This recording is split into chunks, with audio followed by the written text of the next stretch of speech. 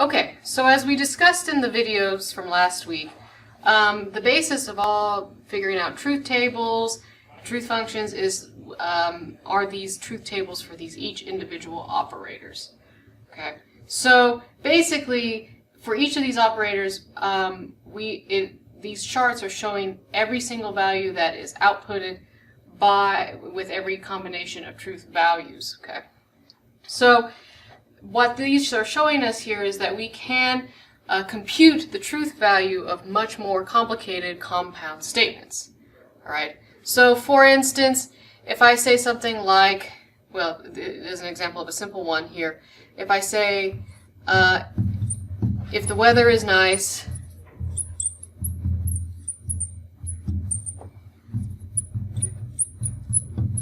then we'll go to the park. Right. So we know here that this is just a very simple conditional statement here, right? And we have our simple statements here. So we'll symbolize the weather is nice with the W, okay? And we'll go to the park with the letter P. So basically we can symbolize it like this, okay? So let's just assume here for this sake that the weather actually is not nice. Okay, so this statement, the weather is nice, it turns out to be false. And then we end up saying that it's false that we'll go to the park. Okay? So if we're looking back at our charts over here with the conditional chart, we can see here that if the antecedent is false and the consequent is false, then still the entire conditional is true. Simply because, again, this is the sufficient condition, and if the sufficient condition doesn't hold, we know then that the necessary condition will not hold as well. Okay, so it's pretty simple when you have a single operator at play within a compound statement. However, we need to be able to calculate the truth functions of more complicated compound statements which have more than one operator at play. Okay. So let's take the similar example to this, but add on a little bit to it here. So if we have an example like if the weather is nice and we finish our work, then we'll go to the park.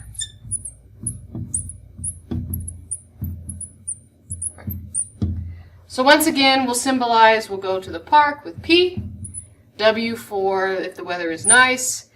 But now we can see here that not only do we have this if-then statement, but we have an additional operator of and, the conjunction, and we have another simple statement here. So let's symbolize this simple statement with, since we've already used W, let's just use F for finish here. Okay. So if we symbolize this, then it would look something like this. So we have our horseshoe with still the if-then statement, and we can see that P follows then, so it's going to be to the right of the horseshoe. And we can see here then that the scope of the conjunction and, that is the ampersand or the dot, is going to include the weather being nice, that proposition, as well as the proposition that will finish our work. Okay. So because the scope of the ampersand is just these two statements, W and F, then we will put parentheses around there, again, in reference to the well-formed formula discussion that we had last week. All right, so the question then becomes, how do we calculate the truth value of this claim? So first of all, usually when you have these sorts of problems, you will be given the basic truth values that you need to plug into the individual letters. So let's just assume, for the sake of this example, that we'll say that P is false, F is true, and W is true. So the way we would do this, the way we would calculate the truth function of this entire statement, is we would first go ahead and just replace the W, F, and P with their own truth values here. So W is T, okay, so we'll say true, and then F is true, and then we'll put in place of P the F, okay? So that's the first step when we're calculating the truth function, truth value of, a more compound statement. Now the next step you're going to need to do is you're going to need to figure out what is the main operator of this entire compound statement. Well, as we sort of discussed here, the range of the ampersand is limited to the first two statements. Okay.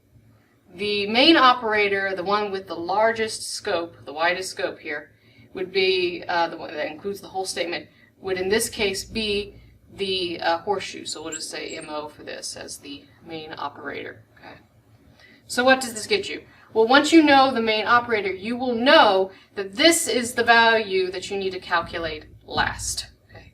Once you calculate the horseshoe value, then you will have the value for the entire compound statement. Okay.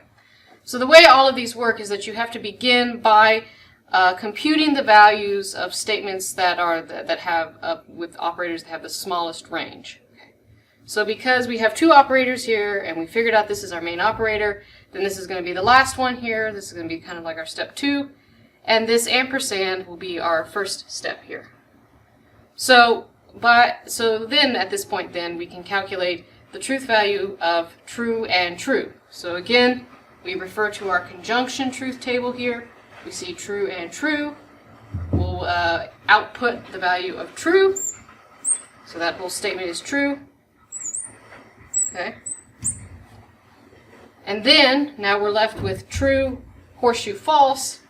And again, we can go look at our truth table for the conditional statement here. And we can see, of course, that if the antecedent is true and the consequent is false, that makes the entire conditional statement false. Right.